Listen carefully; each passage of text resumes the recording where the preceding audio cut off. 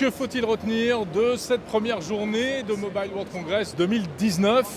Faisons donc un petit point, cher ami. Eh bien écoute, 2 mots, le Fold et la 5G, on est d'accord ? Indéniablement, ça, les c'est écrans clair. flexibles et la 5G, ouais. Alors on commence par les flexibles. Bah oui, évidemment. Donc, et là, on est au cœur du quartier des flexibles, Tout si à vous fait. voulez. C'est ça, Au c'est Mobile World Flexi Congress. City. C'est ça. D'un côté, vous avez Huawei qui est là, Ouais. et de l'autre côté, vous avez Samsung Vas-y, qui est là. Tu peux pas noter, Nico, voilà. Ouais. Un petit coup de Huawei. Ah, En plus, on a un super caméraman aujourd'hui, c'est Nicolas Lelouch, si vous voulez. Donc, si vous voyez que ça tremblote un peu, c'est à cause de lui. Hein. Voilà. Et Donc, derrière nous, le Fold de Samsung dans sa petite cage luminescente. très beau. Voilà, alors bon, bien sûr, c'est les 2 grandes stars du smartphone qui s'accaparent cette technologie, même si on a vu Alcatel aussi, Jérôme, à quelques encablures d'ici, qui présentait aussi un smartphone pliable. Oui, alors c'est pour dire qu'ils savent le faire, etc. Et alors c'est marrant parce qu'il y a vraiment 2 philosophies en termes de design, de conception. D'un côté Samsung, vous avez compris, un écran, un petit sur le dessus et puis un grand à l'intérieur qui se déplie. Et Huawei, c'est 2 écrans distincts.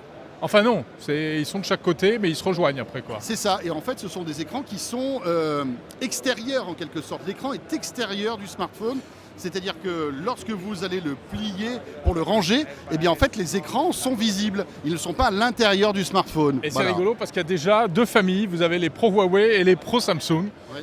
Chacun choisit le Alors, design qu'il préfère. Tout le monde se met d'accord, c'est le prix. Hein. On est Exactement. aux alentours des 2000 € pour celui de Samsung, 2300 € chez Huawei, hein, ça commence à faire mal. Bon, ça sort quand ? Ça sort voilà, cette année 2019. On est quand même assez dubitatif, hein, Jérôme, parce qu'on se demande quelle va être l'ergonomie, à quoi va servir en fait cet écran pliable. Alors moi qui suis très geek et très bon public pour ce genre de choses, j'y crois. Je pense qu'il y a un vrai intérêt à avoir un produit compact pour le quotidien, pour l'usuel, et puis confortable dès qu'on en a besoin. Est-ce que ça va remplacer notre tablette ? Ça aussi, c'est la question. Ouais, c'est la question. Bon, ça, c'est la première chose. Voilà.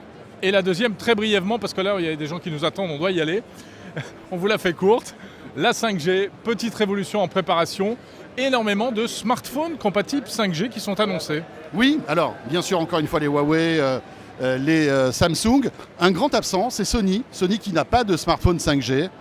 Pas de pliable aussi chez Sony. Voilà, est-ce que c'est, on va dire, la fin de la grande époque Sony, hein, les 2 technologies dont tout le monde parle ici, Sony ne les a pas. Ouais.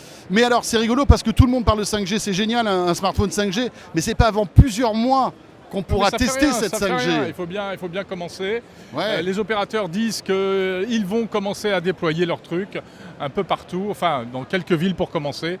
On y croit à la 5G, on en reparlera l'an prochain au Mobile World Congress de 2020. Voilà pour ce briefing du soir. Demain, on vous parle d'autre chose, je sais pas quoi, mais ce sera des trucs insolites, sympas. Oui, bien sûr. Ce qu'on voit et ce qu'on découvre en arpentant les allées de ce salon. Et puis demain mardi, dès 13h sur 01net TV pour notre 2e live avec plein de nouveautés. Merci. Salut.